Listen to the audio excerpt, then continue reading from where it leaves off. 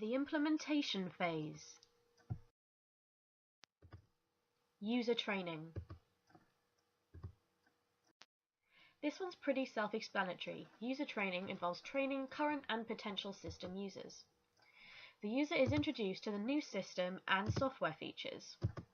The user is given all the materials, for example the documentation about the software that they need. Ongoing support and training is offered as the software may be updated or unforeseen problems may arise.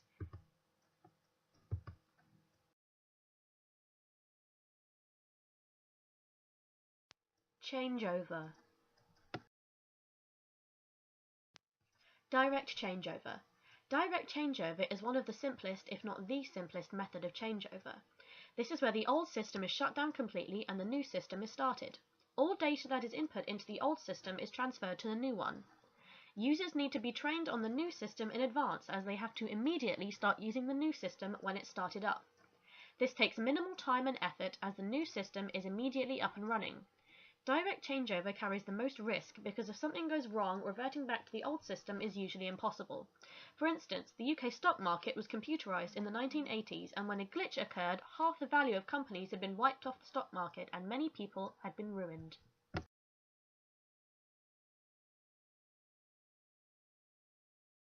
Parallel running. The new system is started, but the old system is kept running in parallel, side by side, for a while. All of the data that's input into the system is also input into the new one. Eventually, the old system will be stopped, but only when the new system has been proven to work. Advantages. If anything goes wrong with the new system, the old system will act as a backup. The outputs from the old and new systems can be compared to check that the new system is running correctly. But there are also disadvantages. Entering data into two systems and running two systems together takes a lot of extra time and effort. Phased changeover. The phased changeover technique is considered a compromise between parallel and direct changeovers. The changeover is split into phases or stages. Each stage is introduced one at a time and the old system is kept running to do the remainder of the tasks that have not yet been changed. Advantages to phased changeovers are their low cost and isolated errors. The main disadvantage of this process takes a long time to complete because phases need to be implemented separately.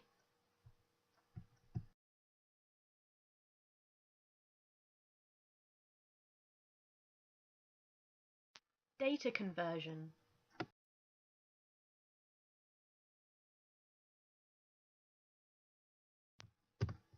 Data conversions may be as simple as the conversion of a text file from one character encoding system to another, or more complex such as the conversion of Office file formats or the conversion of image and audio file formats. The conversion can be seamless, such as upgrading to a newer version of a computer program. This may require processing by the use of special conversion program, or it may involve complex processes of going through intermediary stages, or involving complex exporting and importing procedures. A program may recognize several data file formats at the data input stage, and is then also capable of storing the output data in a number of different formats. Information can easily be discarded by the computer, but adding information takes effort. For example, a true color image can easily be converted to grayscale, while the opposite conversion is a painstaking process. When converting from one format to another, if both formats do not support the same features, some data will be lost. This is not often done as to avoid the loss of data, but is sometimes necessary, for instance, converting a Word document from a new version of Word into an older one for people who do not have the new version.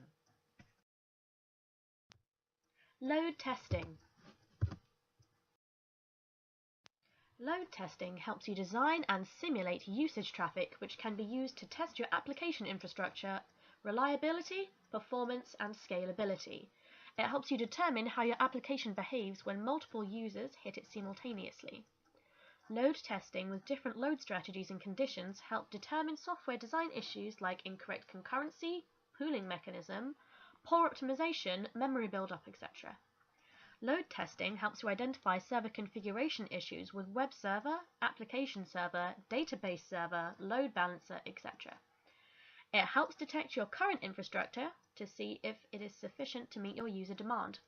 Load testing helps you determine the peak user load of your application can sustain, number of concurrent users your application can support, and whether or not your application will scale as more users access it.